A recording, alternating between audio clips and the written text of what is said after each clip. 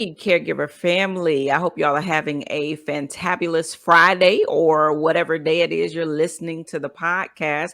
Thank you for joining me for episode 6 of season 3, the My Favorite Girl Caregivers Corner podcast.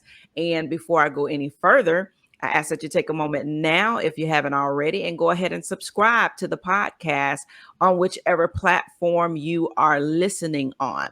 Then go ahead and share it with your family and friends, especially those you may know who are serving as caregivers. I am super excited about today's episode and the guests that I have coming on today. And before we get into the conversation, just want to read this here quote for you so you know where we're going. There is a report by AARP and the National Alliance for Caregiving that reports that there are 1 in 10 caregivers that are married or looking after a spouse. They're married and they're looking after a spouse. That's 1 in 10. And so on this episode, I have the privilege of having a conversation with a dear friend and sister of mine, Mrs. Melissa Leon, who is a wife, a mother, a grandmother, a full-time employee, among other things. And she is one of the one who is caring for a spouse. And so on today's episode, we are talking balancing being a caregiver and a spouse. Balancing being a caregiver and a spouse. And I'm going to give her the opportunity right now to tell us more about herself. And so without further ado, Melissa, welcome to the podcast. Thank you. Thank you so much for having me. I am so honored and excited. This is a topic that I hope will help many, many people. And I thank you for branching out and giving us an opportunity to share some of the things that we are experiencing. I am Melissa V. Leon, and I feel like the native of Tallahassee now. I'm actually from St. Petersburg, Florida, but I've been here since '84, so I think I'm from here. I'm like you said, I'm a wife. We'll be married 35 years this year. I have 3 grown children who have blessed me with 7 beautiful grandchildren. 6 are 3 and under. So you can imagine what my life is like when they're all together. And I do work full time. I work in admissions at FAMU Developmental Research School. And I've been there for a number of years, and I'm there to support parents. And that's something I really enjoy doing. I have a journalism background. I have a mental health background with a master's in mental health. And I also have a doctorate in ministry. So I kind of cover the ground of, mental health and between ministry. Those are 2 areas that kind of keep me afloat, and also caring for my husband. And I serve as well as a chaplain for Broward County Campers Club, which is one of the largest camping clubs in Florida. And there are over 200 members, and we travel each month around the country, meet in different places. So I serve as a chaplain. So I do a lot of traveling with that by RV. And my husband and I just launched our ministry, which is Worldwide Evangelism Gospel Outreach RV Ministry. And it's a mobile ministry, and it goes wherever we go. And so we're thankful for God. In the midst of all that we're going through, we're still trying to do what God has called us to do. So thank you again. That is the most important thing. And, that's the one thing that we're going to get into on the podcast today, because just because you're in a situation, whether it's caregiving or whatever it is you're faced with, you still have an opportunity to, one, live life as best you can in that situation, but still be able to also, take advantage of that opportunity to minister and to do things, that have a lot of meaning. You don't have to sink and fall in that situation. So, I'm excited about this conversation. And, you talk about your grandkids, and I see you all the time. I know that those grandbabies, I mean, yes, we love our children, and I don't have any grandchildren yet, and I don't look to have any anytime soon, no time soon. But I see you a lot with their grandbabies, and they seem to be just the joy of your life, and to have all seven of them at one time, and to have that many under three, you say? Yes, 3 and Woo, under. my, There's that only one that's over 3, and that's what's a 7-year-old. Oh my goodness, that's a whole lot. So Yes, it kudos to you is. for that. Yes, it And is. just to go, into our conversation, you talk about 1 in 10 caregivers that are married and they're looking after their spouse. You know, that has not been my case. And so I want to iterate. I want to take a moment to iterate again, even on this podcast. Those that have been following me and that have been listening to the podcast for a while.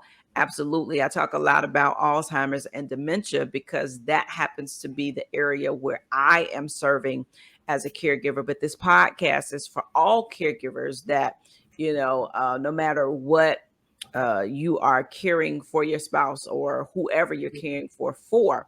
And so, you know, 1 in 10, that's quite a few people. It's a lot. That's quite a few. I believe I looked at another statistic and it was somewhere in the millions that you're talking about spouses that are caring for their spouse. And so that goes over into those vows in a real way when you talk about in sickness and health, richer, Yes. poor, good, bad, you know, what do you do when, health turns into sickness? Yeah. And that spouse that you're used to doing various things with, they're no longer able to do that. That's a total shift, but we'll get into that a little bit further down. So if you would just walk us through your journey, tell our audience how your journey actually began. This has been a long journey for us, but we're grateful. We started this journey in 2 days before Christmas in 1997, and I still remember coming out of the doctor's office and the doctor walking with me, and him saying to me, "I hate to, ruin your Christmas, but your husband has cancer." And I told him, I said, "Thank you so much for all that you have done for us." I said, "But we're going to continue to trust God through this because I don't know anything else to do." And so we started with him having numerous surgeries. Uh, in 97, he had a surgery. They removed something. Then in 2000, they had another surgery. 2005, another surgery. And it just kept going on. And then finally, he met an oncologist, Dr. Banderi, who told him that we would not have any more surgeries. That was the final surgery that he would have. And so I'm grateful for that because he said to him, you will not have any more surgeries. This is it. We're going to try to treat this condition, as I would call it, and get you through it. I had no idea that in 2023 we would still be on this path. He had a period of remission for about 6 or 7 years, and last year in July or August, I started noticing that he was very fatigued again, and he was, um, he had some gastrointestinal issues and just things that I had seen before. And I said to myself, I said, "Oh no." I said, I hope that's not what I think it is." And so he went back to the doctor, and sure enough, they diagnosed him again. The first time he was diagnosed with non-Hodgkin's lymphoma. Okay. And that's a type of cancer that, you know, if you're going to have one, they said that's probably the best one to have. So, well, again, we were hopeful and thankful through all of that. And then when it came back again this year, it changed into something else, into what they call diffuse large B cell um, lymphoma, and you know they it's difficult to hear diagnoses. So as a caregiver, you have to hear and not hear sometimes, because Mm-hmm. if you listen to what the doctors say, it can be very depressing. It can be very overwhelming. And as the person who is receiving the information, I always would try to be with him to help, help him hear it. Because I think a lot of times people hear information is tough. So I kind of stayed with him throughout this journey. I went to doctor's appointments with him to be supportive and to help translate. And it's so funny because now, after 26 years at this, I counted up 26 years That's what at I this, was sitting here doing. I'm like, 26 26 years. years. And he's the longest living patient at the Florida Cancer Center right now. And so after 26 years, it's funny when he's in the hospital, then when I begin to ask questions and say things, the nurses say, "Are you a nurse?" I said, "Yes, I think I am." Without a degree. Yes, yes. I've graduated through all of these times seeing you all. Yes. 26. I had to pick up my phone and go to my calculator. And I'm like, 26 26 years. Yeah. I did the years. math today. I said, wow. Hard to believe. Hard to And believe. listen, to Mm. stay, and you all have been married how long? How many years you said? This year will be 35 years Christmas Eve. So it's ironic that we got the information 2 days before Christmas in 97, because we got married Christmas Eve. So that was not the kind of information you wanted to hear right before your anniversary. No, it's not. And to think about the fact that you have been a caregiver in the marriage almost as long as you've been married, Almost and as long as I've you've been married. been right there the Yeah, entire time. it's but I think it has actually been, as much as it has been a journey through health, it has been um it's amazing how much closer we've grown through it. We didn't have the storybook marriage starting out. We had some challenges throughout, and at I think at 7 years, 15 years, and 21 years, we contemplated divorce. And it's amazing how God uses certain things that we think is really, really, really, really bad, but He does it for our good, because we wouldn't have had the relationship that we have now. I don't think, had it not been for this caregiving experience throughout it, because that's what kind of kept us at it, kept us Yeah. together. Man, that right there by itself is just simply what a testament of, just God's grace, Oh yeah, testament of your commitment, because there's so many people who 25 years, 26 years in, they would have walked away. yeah, But when you look at, that's why I tell people, just off a little bit, but I tell people all the time my belief. I don't know how many people may agree with me or not, but even when it comes to marriage, I believe that the commitment is so much greater than love. yes, Love, it is. yes, absolutely, love sustains, but when you can be committed to what you committed to, Yeah, that yeah, means a whole lot more. yeah. And so, wow, And 26. I know there are times we haven't been in love. I'll say it like that. I'm Mhm. sure there are times that we haven't been, in love the way that you see on the soap operas. But I we have we do a little marriage ministry too with some couples that we know, and we share with them that if you don't have a friendship Mhm. in in that experience, especially if you're married and you're a caregiver, if you don't have a friendship, then it's difficult to do it. I think the saving grace has been the tremendous friendship that we have. Even if it's like, even if I wasn't his wife, I would still do what I'm doing. That's how Yeah, you your know. friends, your Yeah, friends. yeah, Yeah, and that yeah, makes all the difference. And so I want to go here. There's a quote that I read, Mm-hmm. and I want to, just ask you about this quote and your feeling on it. And it says, Mm-hmm. maintaining your marriage while providing the best care possible for your loved one and not losing your sanity in the process is like juggling on a high wire with a stack of plates on your head, but it's possible. Yeah, that's good. That's it. Would you describe it that way? Yeah, I actually have coined an analogy. I say this a lot, even to his doctors. I say this journey for us has been like a piece of newspaper blowing in the wind, and every time you put your foot on one corner, the other corner flies up. That's exactly what it's felt like.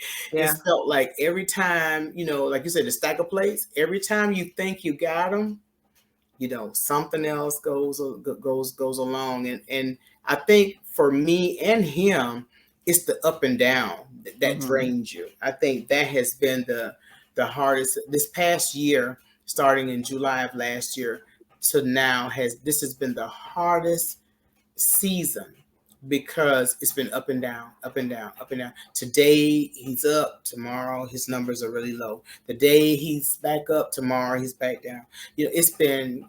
I think that is what wears you out, Yeah. um, as a caregiver, and for the people who are dealing with it, the ones Yeah. we're caring for.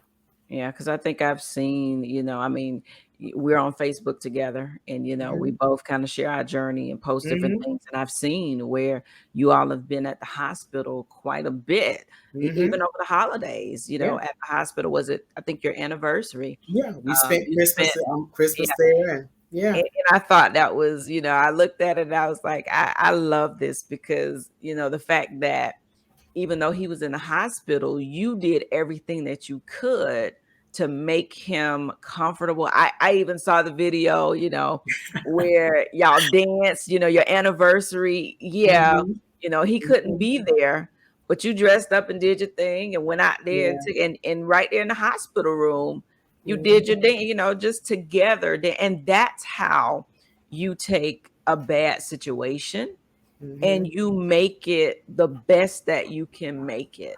And I think that this is the point that I want others who are on this journey, because it's hard. That's the yeah. reality, right? It is. It Caregiving is. is not easy. I don't Right. care how easy, because sometimes we can make it Make it seem, look easy, right? you know, when your perspective is different, you can make it easier than what it is. For Hmm. us, it may not be as draining and as overwhelming. And yes, even myself, you have Mm-mm-mm. overwhelming days, Oh, you do. You really you do. know. And so for some people, they have a lot of them. They have Oh, a yeah. lot of overwhelming days, because Yeah. what we're getting into today, the balance of it all, you have to learn how to balance it.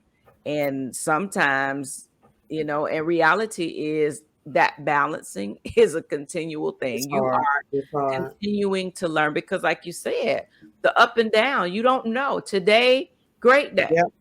Tomorrow, it could flip just like that, where it It goes from flips. being a great day to a what in the world? Like, What what was happened? great yesterday, right? And so, when you talk about that, even with you, a wife, Mm-hmm. a grandmother, a Mm-hmm. pastor, a chaplain, an It's a lot. employee, all of that, you get up and you work full time. Sometimes having to go to work, and trust me, I know, sometimes being up all Ooh. night long Yeah. or half the night, and then you still got to get up the next morning, go to work, put your face on, because reality is some days Gotta what keep we got to going. put our face on. Yep. And you got to dress up when you don't feel like it, but you know Mm. what? and dressing up does make you feel better. Now that's the It reality of does. putting on clothes, and It I know does. even in my own personal life, if I get sick, I may lay down one day, and it's a big deal if it's two, but day number three, I'm like, You listen, got to because get up. I feel better when I'm up Yeah. and I'm dressed, and that's the reality. But when you juggle all of these things, Yeah. right? Um, it's a lot. So, Yeah. how do you, 26 years in this thing, right? Mm-hmm. How do you find that balance to be able to uh do all you do, still be beautiful doing it, still make it seem like Mm-hmm. this is a piece of cake when you want to take the whole cake, and Oh man. how do you balance that? I think I hide behind a lot of stuff sometimes. There are times when, like you said, you put your best face on. There are days that I am absolutely worn out. There was a period when he was in the hospital for 31 days straight. And usually, if he's in the hospital that long, sometimes he's not able to, he may not be in a position where he can communicate. I'm concerned about leaving someone in a hospital when they can't really, articulate Oh things, yeah. or, I just can't do that. I've been a hospital chaplain at TMH for a number of years. So I'm not going to tell you some of the things I've seen, but I just know that I'm not going to leave my loved one in there. Neither In I am any the hospital, same way. actually. I'm the Yeah. very same way. Not Yeah. overnight, not for Yeah. maybe an hour or two to refresh, Yeah. but mm-mm. So I think the hard part is, I think my pastor, Pastor James, had to admonish me to go home. She said, "You cannot sit in a hospital chair for days and days and days and try to sleep in that chair and this and this and that." So I had to get to a place where I would get up and go home and not feel guilty, because people don't want to be left, alone. They may not say it, but they say it too. Mhm. They don't really want you to leave them. And so that's hard when you don't want to leave somebody in a hospital. But the juggling is tough, because like you said, you when you do go to bed, there are nights I really can't even sleep. So now I'm exhausted. I'm watching the clock all night. I'm watching the clock. I'm watching the clock, and it's 3 o'clock. It's 4 o'clock, and then finally at about 5:30, I get into this hard sleep. I got to be up by 6:30. So now I'm struggling and scrambling, trying to get to work on time, and just trying to get in there. And then you can't take out what you feel on people that you work with. Right. So every day, my slogan is, they'll ask me, "How you doing?" I say, "I'm awesome and amazing." I say that because I'm just going to be awesome. I'm going to choose to be awesome and amazing every day that I can. Do I feel that way every day? Absolutely not. But I say it because it helps somebody else too. Mhm. Um, it is hard to, especially if your spouse is not working. My husband's retired, so imagine, even after all that goes on, I still got to get up and go to work. Yeah. That's Mhm. hard. I still got to get up and go perform. But I'm so grateful for having a job that, they they go through it right along with me. I mean, when I tell And that you, alone is a blessing they because go through it everybody with me else and they're doesn't have that. concerned. Yeah, it helps. So that does help with the balancing. Um, some days I think I fail at it. Some days I don't even know if I balanced it. I'm not sure if I got all the plates. I'm not sure if I have them all. Matter of fact, there's some days I don't even know where the plates are. I left them somewhere. I don't even know where they are. But at the end of the day, of course, you got to be a praying person. You got to have some type of spiritual connection. I could not do this without a spiritual connection. I could not do this if I didn't literally cry out and say, God, I need your help. There's no way I could do this. Yeah. For those days I feel like walking away. There are days I feel like running away. I tell my children all the time, I have wonderful children who help me wherever I need. There are days I tell them, I say, I'm going to run away. And they said, well, we're going with you. So, so that I guess if that's the case, I might as well stay. Yeah, because they'll be right there with you. Yeah. But And the thing gotta work about at it. it is, when you say you feel guilty sometimes, or you don't know Yes. if you balance, the thing about it is sometimes just making it through the day is the balance, right? Yes. It's the balance. And I thought about it when you were talking about being there at the Ooh. hospital all the time. It took me Mm. back to one of Tyler Perry's plays when I forget which one it was, but when the young Mm. girl, her mom was in the home, and she just went there every single Oh day, yeah. just Yeah. hours in, hours out, just sitting there. And when he finally told her, listen, um, you here every day. Why? Yeah. Why are you here? Because there's nothing you can do at that point. Now I get it. When you're in the hospital, I'm like you. I do not leave my loved I don't trust ones. it. I do not. I I don't did trust that it. when I had my grandmother. I Ooh. left her at one of the hospitals. I'm not gonna bring that on here, but let's just say I don't think they thought I was coming back. And when I Yeah. got back, what I saw, I'm like, see, this proves my point right here. But Ooh. so Ooh. many things in there. But to have a job, because that's a whole different podcast right there. Have a job that's understanding, Yes, it's been a because blessing. unfortunately for many caregivers, that's not the same. They Yeah. end up having to quit their jobs Uh-huh. at a Yep. certain point because Mm. employers are not always understanding. I think we are finally, because the conversations are finally starting to be had. I Yeah. think more employees are, becoming more aware, but a lot of them, they just don't care. I mean, you Yeah. take the FMLA, and Mhm. FMLA, most jobs, you know, when you run out of your own leave time, they don't care. Done. Yeah. You don't get paid. And so Yeah. what then happens to, you're the spouse, because oftentimes what happens as well, Mm-hmm. when you're caring, whether it's the husband or the wife, and that one spouse that is working, a lot of times is for the insurance, because you got to maintain the insurance so That's that your right. loved one can still receive quality That's care. right. And so that's a lot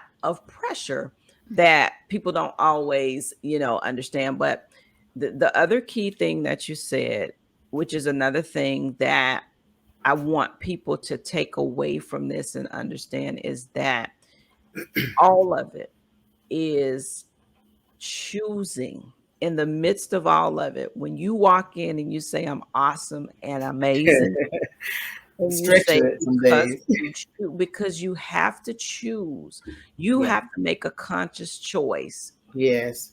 every day, sometimes every moment of the Every day, moment. to choose the positive over the negative, because Wow. there's always going to be something there, you know.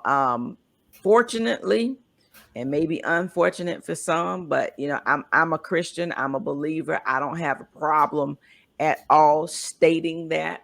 Yeah.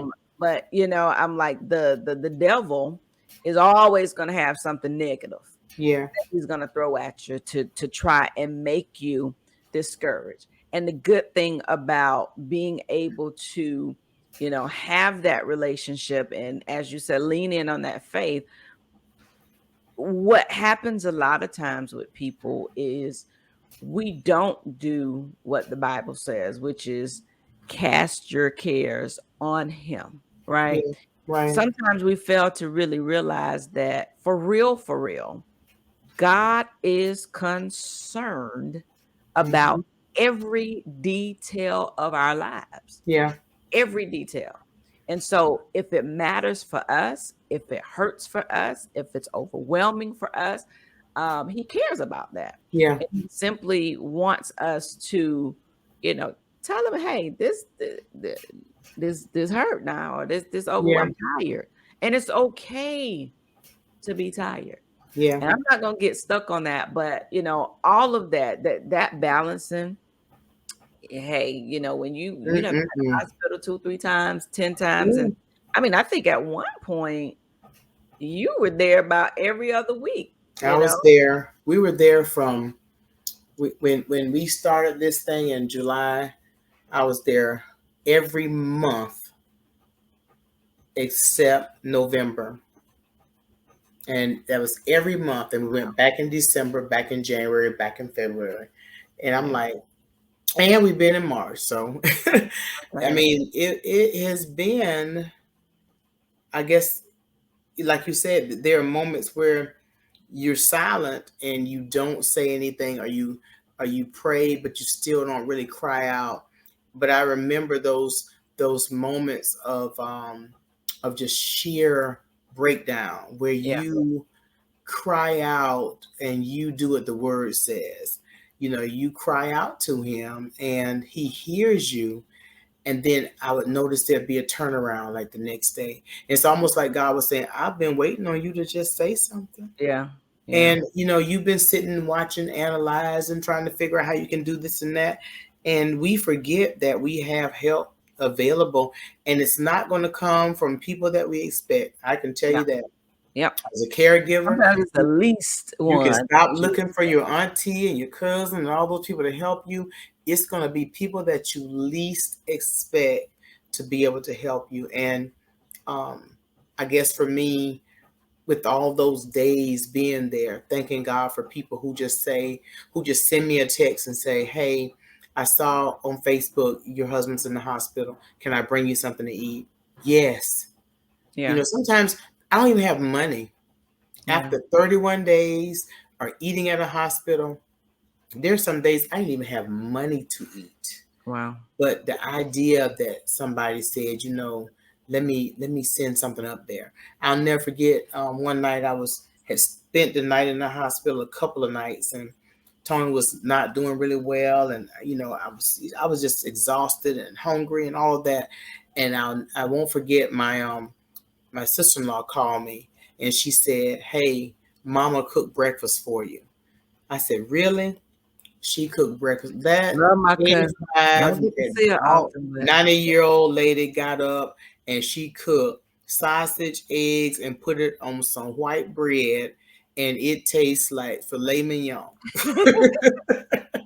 and those are very key points because you know we don't sometimes you don't say, right? You Yeah, you yeah. don't always put it out there. Mm-mm. And just the fact that people would just look at what's going on and say, how can I help? Yeah, How can yeah. I? Because I have had I know just you yourself, recently when you all had to go to Jacksonville, Mhm, that stuff gets taxed. And when mhm. you already taken off, you gotta go because you gotta go, right? You gotta Gotta go go. get this stuff done. And so, you know, Mm-mm-mm. everything is astronomically high right Yeah. now. Oh And yeah. so when you consider that, then you got to figure out, okay, well, I got to go. Where am I going to stay? You got to look at if you're not going because you had to go where Jacksonville. Mm-hmm. So, a lot of times these specialists, they're not here. I remember some coworkers of mine some years ago that, they had children. Both of them were children that were diagnosed with cancer. And they're on the road back and forth to Wow. Gainesville. You go back and forth, that's wear and tear on your That's it. That's tires. it. And it's like those are the times when, you do need, I mean, You gotta have some unfortunately, help. people don't always say, Yeah. but being able to, and I'm just putting this out there for other people who may be listening, I'm Yeah. like, if you're not in that situation where you are a caregiver, um, take a notice of those who are. Reach And, out. it reality is she just said it even for herself, 26 years, right? But even Mm-hmm. for herself. there are times when you have exhausted all of your means. You've Mm-hmm. exhausted money because you got to eat while you at the hospital, Mm-hmm. and if you're, because hospital food sometimes not good. And Mm-hmm. so you don't have anybody bring you food. You can't leave. Now you got Uber Eats and all that stuff. But Mm-hmm. even if that's money, and all that stuff adds up, and you still gotta take care of medicine. You still gotta take, prescriptions, and a lot of those prescriptions are not cheap. No, ma'am. Co-pays at the doctor, they rack up, Yeah. especially when you're talking about a specialist, they rack up. So, my thing in to those that are listening who may not be in that situation, right? Um, take notice of those around you. See Yeah. how you can, assist. You may not be able to go to the hospital, but Right. Right. something as simple as it may seem like, it's a big deal for those that are caring, Mm-hmm. but something as simple as dropping off a meal. Hey, Mm-hmm. you know, that right there, that means a Mm-hmm. lot. When you're home, you come home from the hospital. 'Cause reality is this: when you're in the hospital, whether you're the patient or you're the one that's there staying with the patient, you get no rest because they Right. come in the room All every night. 2 hours, unless you tell them, "Would you please let me sleep like 4 hours?" I had to do that when I was in there. Can you please just give me a little more time? Like, I'm good. Mm. But, and then you gotta come home, and thank God, your children are grown and they Yeah. don't require that extra stuff. But even Yeah. with that, I mean, anything that you can think to do that would help to lift that burden, Yeah.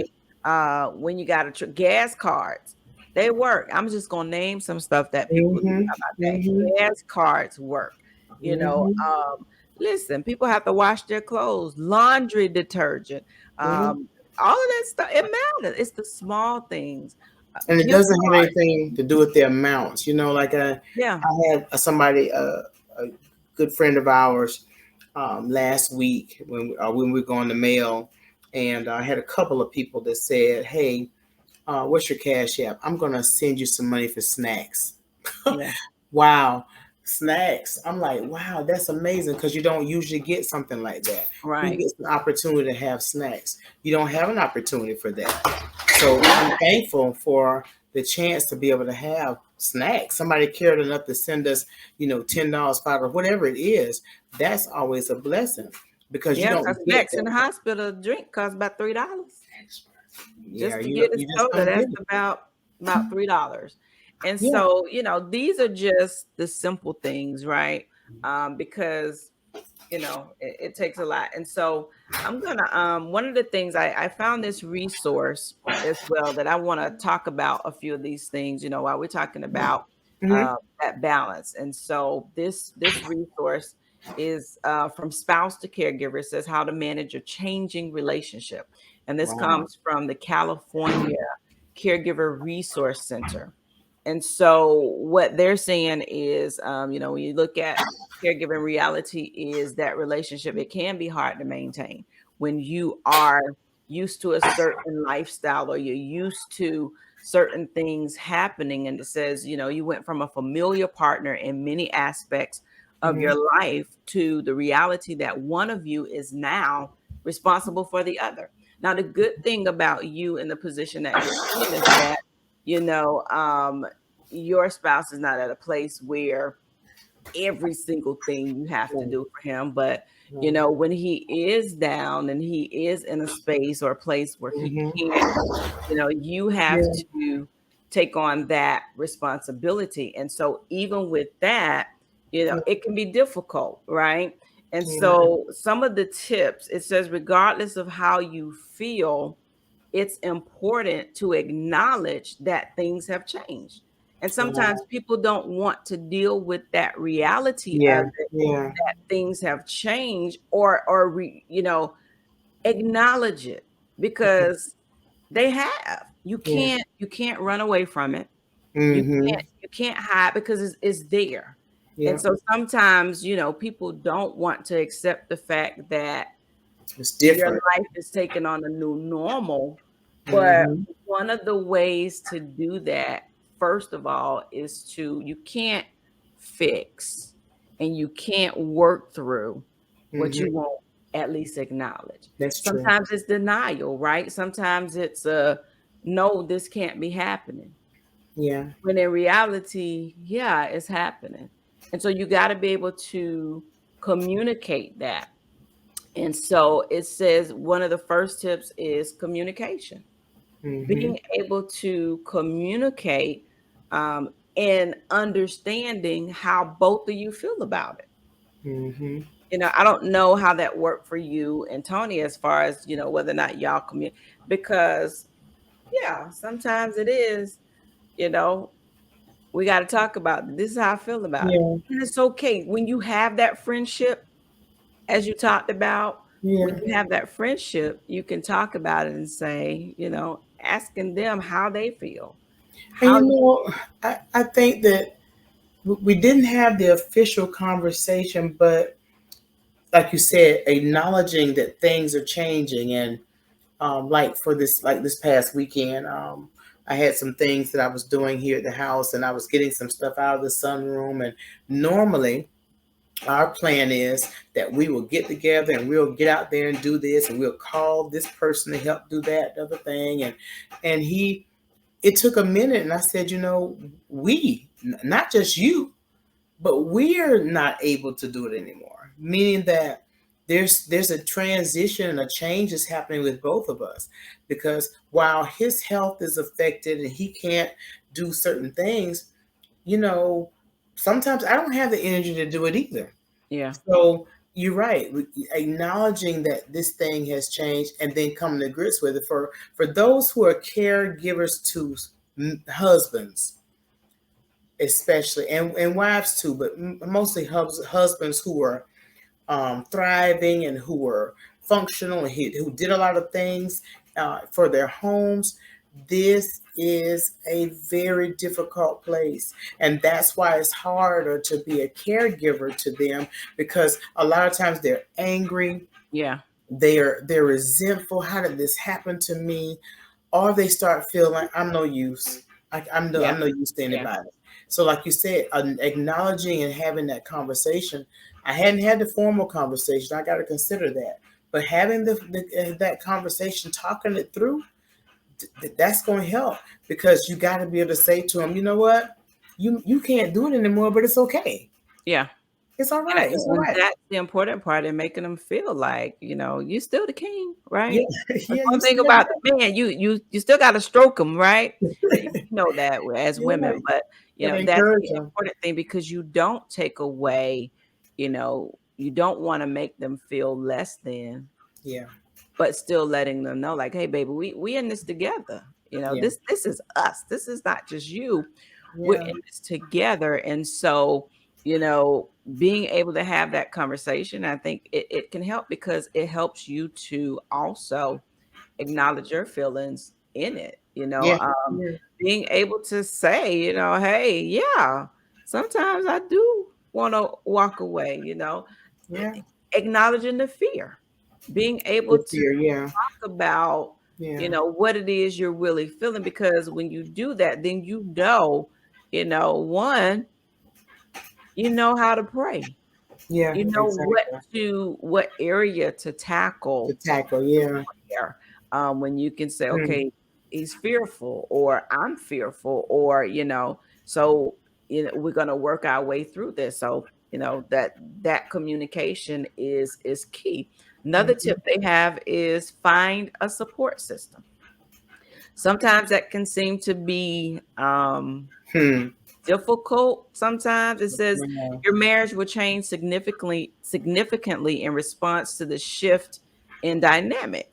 So habits you mhm, formed in your relationship, such as regular outings, visiting with friends and family, mhm, running weekend errands, all of that may need to change or adjust. And that when you're mhm, used to, now the great thing is, even with all of this, you're still able to maintain, traveling with your yeah, RV, and that's great all by itself, because you yeah, still, it gives you that opportunity to still do some of what you're doing. But I'm sure that even in these last couple months, there may have been Mhm. some that you may have had to not do because Yeah.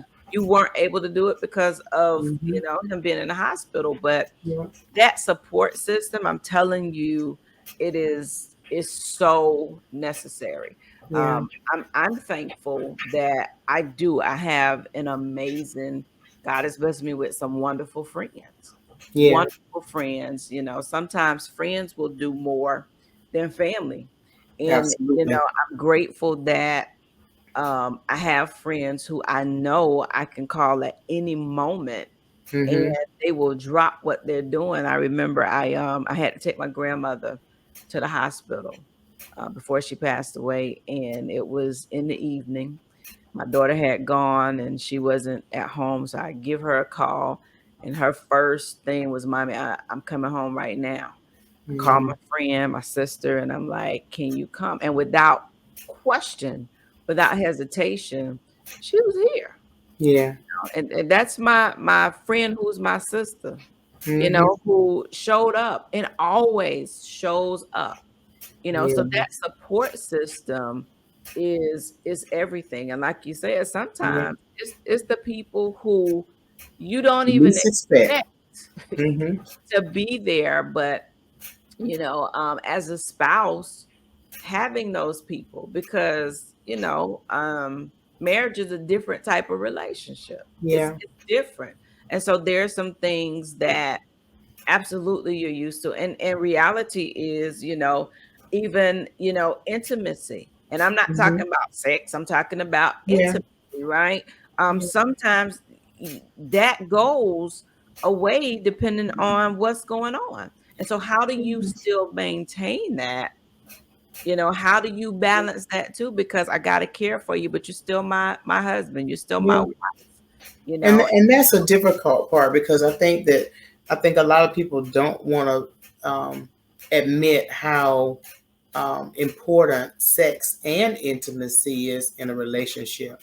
Um, when you realize that those things are not readily available, I think that that's when you learn creative ways to be intimate, or you have intimate moments and experiences. I think that for us, it's been we seize every moment. I mean, he might not feel good, but so you bring breakfast, or like for our anniversary. Now he was very sick, doing well, not as bad off Christmas. He was better off Christmas than he was like back in September, but Mhm. he was just locked there because his numbers never would come up. And so, when what I think a thing I want to share with caregivers is it's not just about them. It's about you too. So that Yeah. means if your husband's in the hospital, don't feel like a hostage. In other words, think of ways that you can make this nice. And that's what I did. I said, I don't want to feel like a hostage at Christmas, like Mhm. I'm being held hostage. Because you know what? You'll start feeling like, dang, I'm in this hospital at Christmas. You start going through all of that unless you change your mindset. And don't go on Facebook, because you'll start having all type of emotions when you see Yeah, everybody else and having what their they're doing. moments and their anniversary wishes, and I'm sitting there thinking to myself, what can I do? You know what? And I told the nurses, I had them laughing. I said, if y'all don't have him out of here by Christmas, y'all gonna be sorry. And they just started laughing. And so when he was there, like the day before on our anniversary, I brought the big bottles of the apple cider, grape juice, sparkling grape juice, and this and that. All the nurses came down. They had their little cups. We had an actual party in that hospital. And I went to Publix and got this life size elf and put it in the room.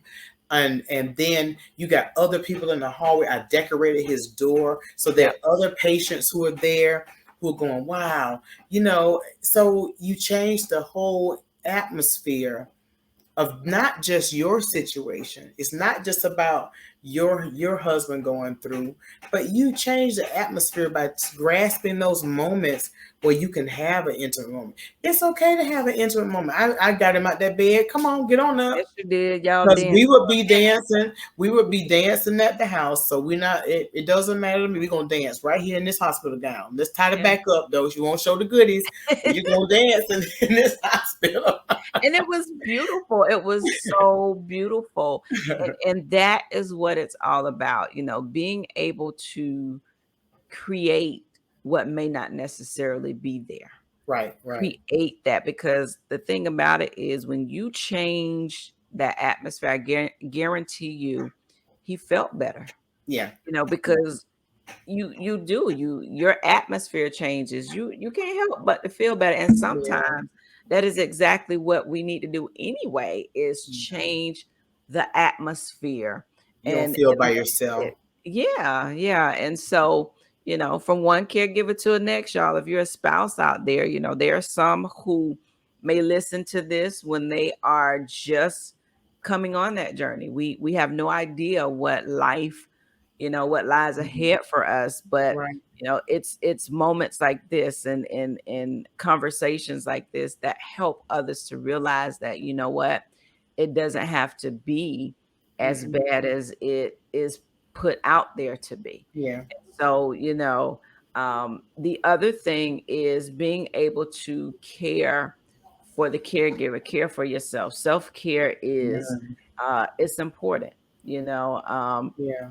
Like I told you the other day, I was glad to see that you were just relaxing, doing nothing. Learning. You, yeah, we're all learning. So am I. It's so easy to become focused on the person that you are serving that Hmm. sometimes you can forget that, what, I got to take care of me. Because Yeah. if I don't take care of me, I Yep. really am not, I took off the other Friday because I felt like I was about to literally fall apart, more so Yeah. because I was just tired, Was right? tight. Right. I was Wow. extremely tired. And Wow. and me, I'll keep going. I'll go and I'll Hmm. go because I believe in giving 110 to everything I do. And so, I'm taking care of my mom. I'm making sure my daughter's good. And Hmm. so just tired. And the other side of that is, like you said earlier, sometimes you may lay down, but Yep. you're not resting. Your And so mind. I went through those periods of just not resting, because sometimes I know for me, I can really not deal with the reality of what is, because sometimes you just don't want to. Hmm. You don't want to, when I'm here and I'm looking at my mom, and in some ways, or you seemingly, her condition is, going into another stage, deteriorate. And sometimes Hmm. it's hard to watch that type of stuff. Right. And Right. so, Right. when you've seen certain things throughout the day, certain behaviors and Yeah. what have you, you keep going in those moments. Hmm. And then when you lay down, it's like it all comes right Hmm. there. And it's like whoosh, right? That's And right. so, I'm learning, just like you got to be able to breathe and to step back and Yeah. to, you know, take care of your spouse, but take care of you. And sometimes that means too, those that are paying attention, it may not mean a gas card. It may mean a pedicure for you. It may mean hey, Absolutely. go to the spa. Hey, Absolutely. just go do this. You know what? Again, thankfully, you're not in a situation where he's bedbound or anything Right. like that. Right. But if there are those Yeah. out there that are listening, people who are, another thing that's helpful, go spend a couple hours. Hey, go do what you need to do. Hmm. I'll be here till you get back. And Stuff and like it's better now because last year was the hardest part for me. I think where maybe not so much bedbound, but just needing that round the clock. I was administering medications that. Okay. every 3 or 4 hours, every 4 hours. And so you couldn't really go anywhere because you knew that At 1 o'clock, you had to come in and give him 6 or 7 different meds by IV. Then at 5 o'clock, you had to come back and do the same thing. And it was so important that you did it right, because if you got a bubble in the line, you could kill him. It was like all these things that were going through my mind. And then, like you say, I wasn't caring for me. My attention was focused on caring for him. And I remember over almost 2 years ago, I started this process of saying, okay, I got to start taking care of me. Blood pressure high, cholesterol high, you're borderline diabetic, on and on. So I started this journey on the weight loss while I was caring for him. Because I was saying to myself, okay, at least when I'm in the hospitals, I can eat healthy, because they typically have healthier food some days. Right. So I started looking at ways I could incorporate making certain changes that would benefit me in the long run. And before I knew it, I was on this thing and I was losing weight. And people were like, oh no, she must be stressed out. Child, I'm not that stressed out. I'm excited, because when I get stressed out, I eat. Yeah. So I Yeah. was excited about being able to finally do something for myself that I enjoyed, but I still had not mastered the rest part, like you talked about. Yeah. I still had not mastered.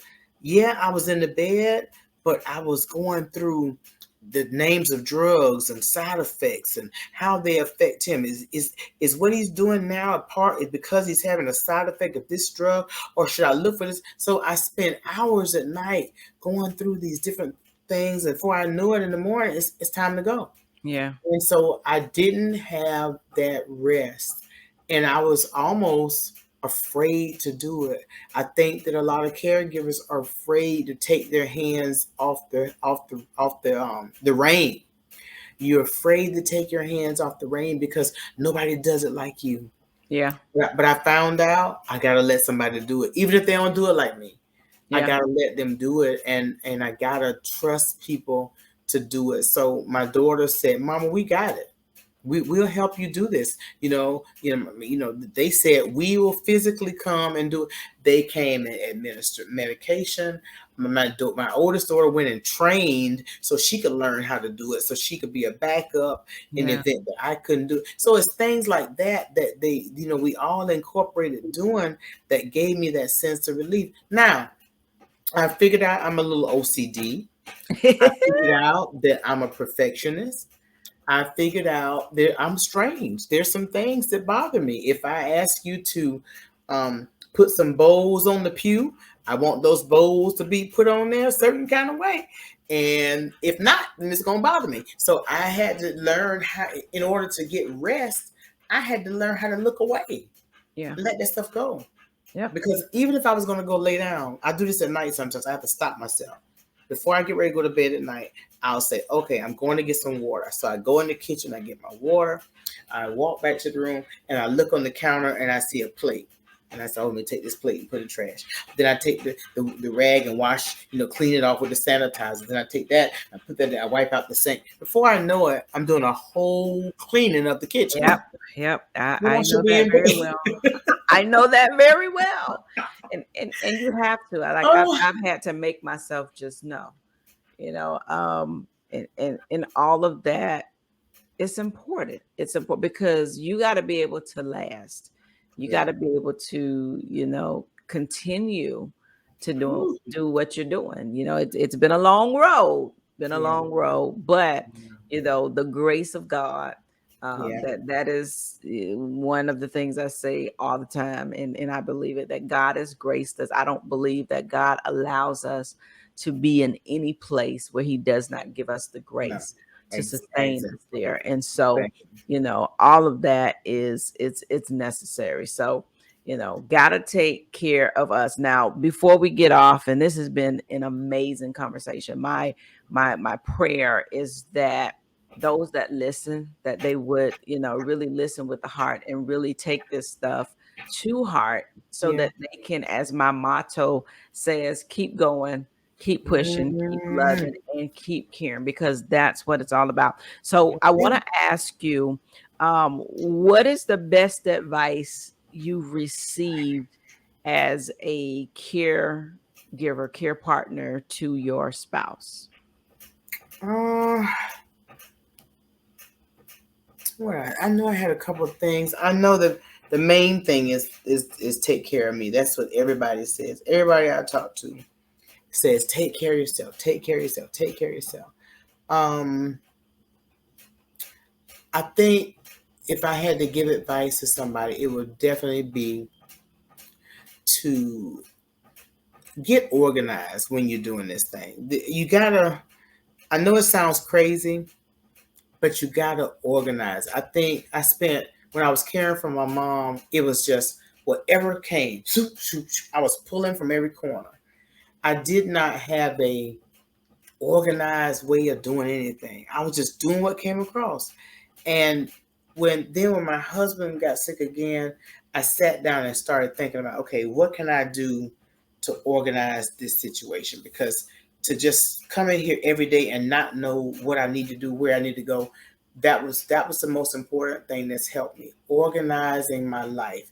Okay, I know I got to do this morning. I know I got to do this evening. Organizing it. And then I'm talking about to the point of, for instance, okay, he has medications. He has a lot of medications. Wow. Okay, this is 31 different medications. A I day? had all these in a bucket, in a plastic bag, and I would say to people, "Well, he needs to take his whatever," and then somebody would say, "Well, where is it?" It's in that plastic bag up on the top shelf. Dig down to the bottom, shake it to the left, look to the side. Then I realized I am not organized enough to let nobody help me. So then I came along and I said, you know what? I got me one of these little cases from Walmart. Yes. I put every medication in here He and I takes those in a numbered day. it. I numbered it.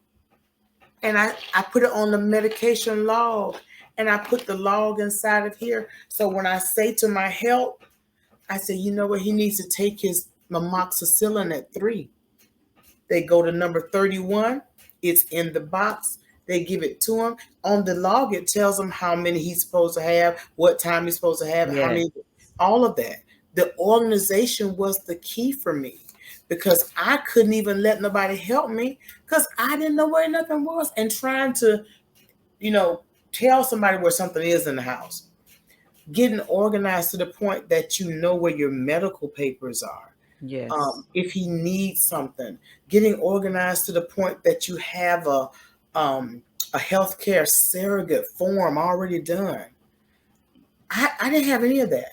And then when things got rough and tough, and people were asking me the times when they were saying, "Oh, he's not gonna make it through the night." Who are you? I'm his wife. I didn't have any of that stuff. So the organization was a key for me to get organized. I mean, I think we feel like if we do it, it's a bad thing. That something's bad's gonna happen. Yeah, No, I think that we is the gotta mindset. get organized. We Yeah. gotta get organized. Another piece of advice: don't let other people make their problems your problem. It's amazing the number of people that still approach you despite all the stuff that you're going through.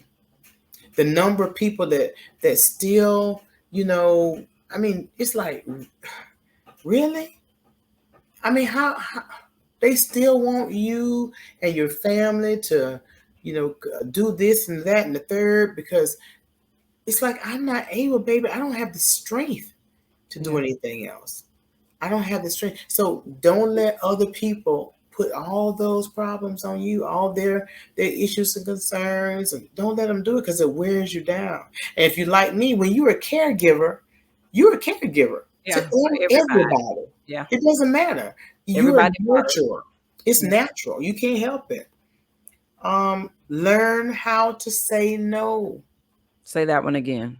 Learn how to tell folks no. Yeah. That was hard for me.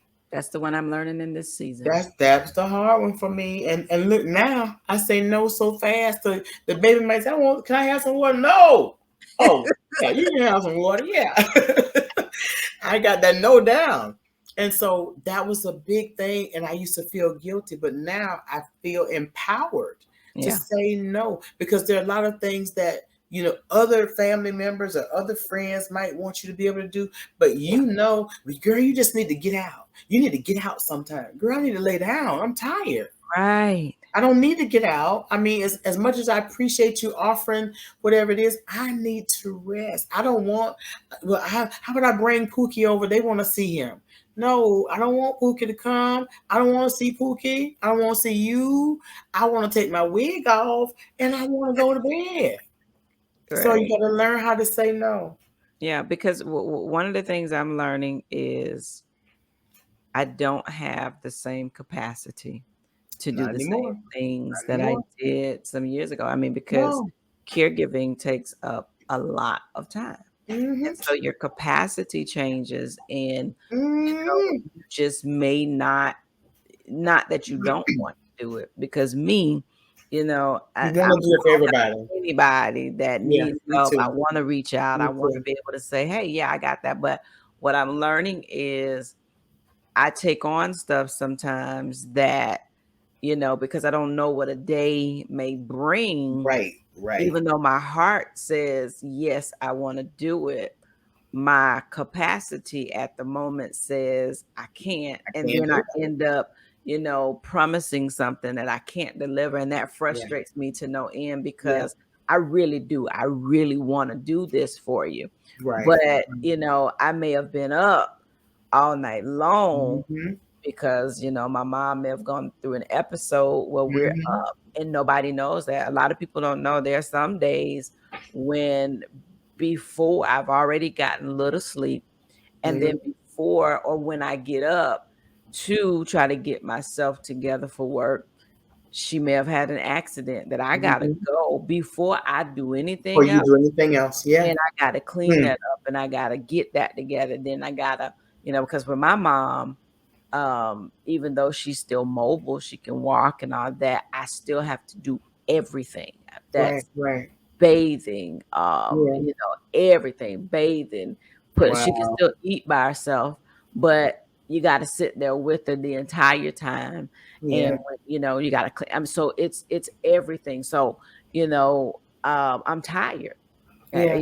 I'm tired. I want to do it, but I'm tired. And so understanding and knowing that, what, um, as much as I want to, I just don't have Can't do the it. Can't capacity do right it. now. And so you learn that. But, Yeah.